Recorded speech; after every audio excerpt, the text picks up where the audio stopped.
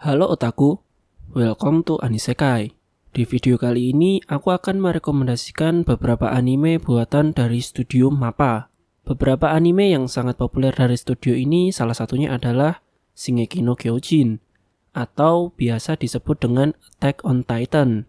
Kelebihan dari studio ini sendiri adalah grafik yang dibuat dari studio ini sangatlah bagus. Akan tetapi kelemahannya yakni jangan berharap ada season 2 dari anime yang dibuat dari studio ini.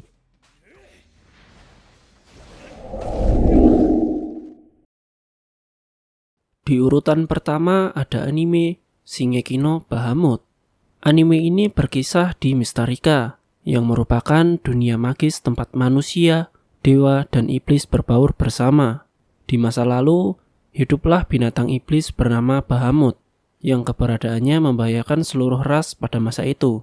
Tetapi manusia, dewa, dan iblis mengatasi perbedaan kekuatan mereka dengan bersatu untuk bertarung bersama dan menyegel kekuatannya. Kunci segel itu terbelah menjadi dua, dan diberikan kepada para dewa dan yang lainnya untuk para iblis. Sehingga mereka tidak akan pernah bersatu dan Bahamut tidak akan pernah dilepaskan. Sekarang, 2000 tahun telah berlalu. Dunia berada dalam era damai, hingga suatu hari seorang wanita bernama Amira muncul dengan separuh kunci dewa. Dengan kehilangan ingatan, dia mencari ibunya yang hilang dan dibantu oleh pemburu hadiah yang bernama Favaro Leone dan Kaisar Litvard. Pencarian mereka adalah bagian dari kisah yang lebih besar tentang bentrokan epik antara manusia, dewa, dan iblis, antara mereka yang ingin menghidupkan kembali Bahamut dan mereka yang berusaha mencegahnya.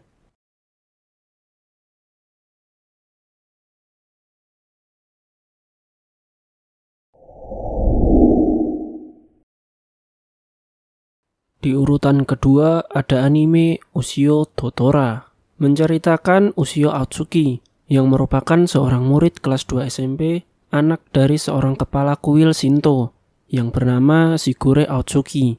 Posisi kepala kuil ini adalah posisi yang telah turun-temurun semenjak dari zaman nenek moyang keluarga Atsuki. Sebab di bawah altar kuil itu terdapat sesosok yokai yang telah tersegel oleh sebuah tombak selama lebih dari 500 tahun lamanya, akibat bertarung dengan seorang samurai yang menggunakan tombak tersebut untuk menumpas yokai itu. Ushio yang mendengar cerita ini dari ayahnya menganggapnya konyol dan hanyalah bualan semata. Dianggap demikian oleh anaknya, Shigure yang marah pun akhirnya menghukum Ushio untuk membersihkan kuil selama beberapa minggu ke depan. Sementara Shigure berlibur untuk menenangkan dirinya. Hari pertama hukuman Ushio pun berjalan. Saat dia sedang membersihkan kuil, dia tidak sengaja menemukan sebuah pintu rahasia menuju ruang bawah tanah di bawah altar, yang baru dia ketahui saat itu juga. Ushio yang penasaran berusaha untuk membukanya, dan alangkah kagetnya dia, ternyata di dalam pintu tersebut tersegel sebuah yokai yang tertancap oleh sebuah tombak. Yokai tersebut bernama Tora, dan dari sinilah kisah Ushio dan Tora bermula dalam membasmi semua yokai yang bermunculan.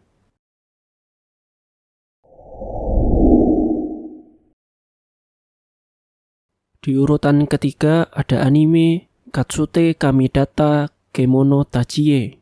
Anime ini bercerita mengenai konflik di benua Patria. Bangsa Patria terpecah antara industri Uni Utara dan kota pertambangan Konfederasi Selatan.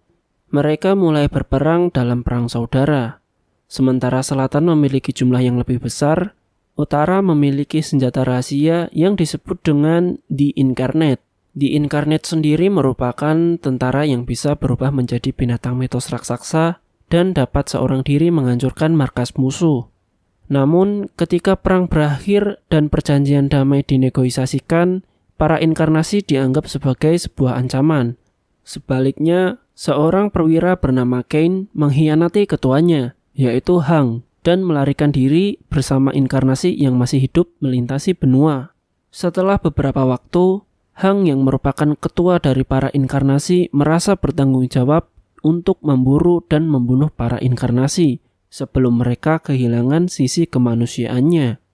Dalam perburuannya, dia dibantu oleh seorang wanita muda yang bernama Sal, yang awalnya menyalahkannya karena membunuh ayahnya yang juga merupakan seorang inkarnasi.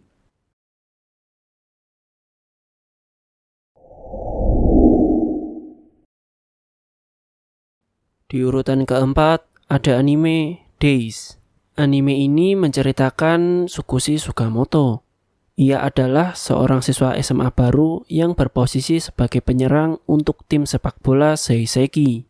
Meskipun pada awalnya cukup canggung, Sugimoto menunjukkan ketekunan dan upaya luar biasa yang memungkinkannya untuk menjadi bagian penting dari tim. Berkat usahanya yang terus-menerus dan ketekunan yang luar biasa, selanjutnya dia menunjukkan kemampuan luar biasa dalam memotivasi anggota tim lainnya untuk bekerja sekeras mungkin.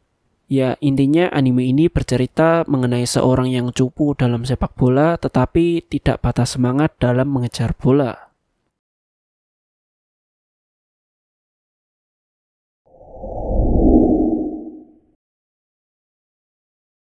Di urutan kelima ada anime Banana Fish. Bersetting di kota New York pada pertengahan 1980-an, hiduplah seorang pemimpin geng jalanan berusia 17 tahun bernama As Ling yang merawat kakak laki-lakinya bernama Griffin, seorang veteran perang Vietnam yang telah berada dalam keadaan sekarat sejak insiden pertempuran di mana dia menembak skuadronnya sendiri dan mengucapkan kata banana fish. Suatu malam, As menyaksikan dua anggota gengnya membunuh seorang pria yang menginstruksikan As untuk mencari banana fish sebelum mati. Kedua anggota geng tersebut memberitahu As bahwa mereka bertindak atas perintah Dino Golzin, kepala mafia di New York. As sendiri sebelumnya adalah seorang budak seks untuk Golzin yang telah dipersiapkan sejak usia muda untuk menjadi pewaris perusahaan kriminalnya. Nantinya As akan dipertemukan oleh Eiji yang merupakan seorang asisten wartawan asal Jepang. Dari sinilah nantinya mereka berdua mengungkap apa itu banana fish.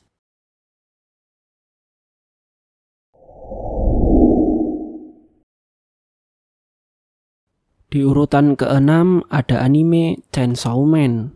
Cerita berlatarkan dunia di mana iblis lahir dari kekuatan manusia.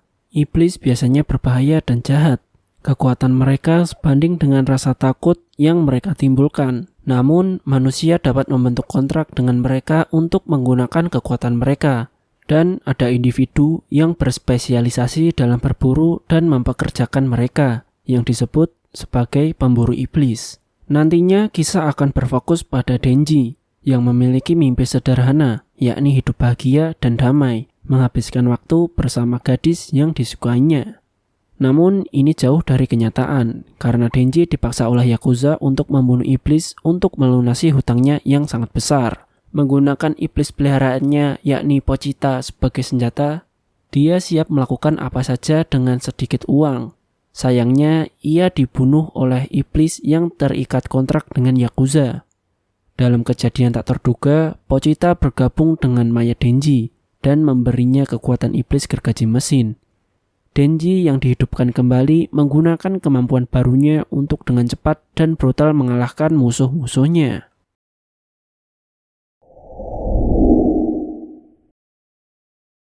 Di urutan ketujuh ada anime Jujutsu Kaisen. Anime yang mengisahkan kisah perdukunan yang bermula dari ketidaksengajaan memakan jari dan berkelanjutan mencari sisa jari untuk dimakan.